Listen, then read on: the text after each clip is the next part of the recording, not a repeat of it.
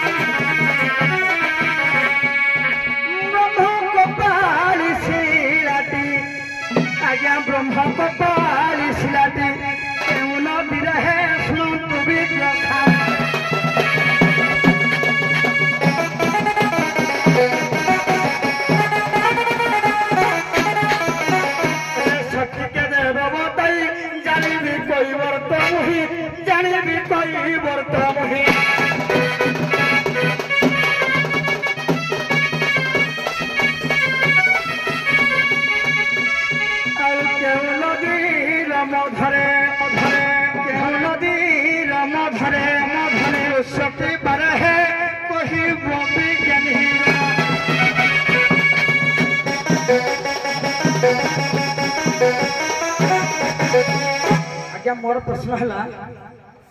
आपण समस्त नदी रे पार करते कहबर तो सब नदी रे पार करूजी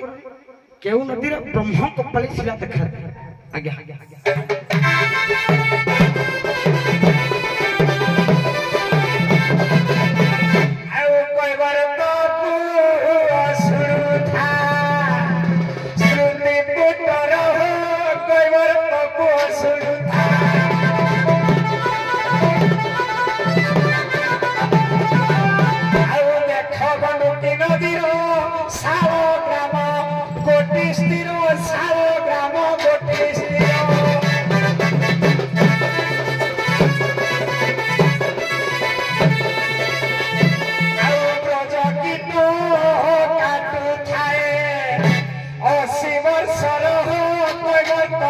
Sir,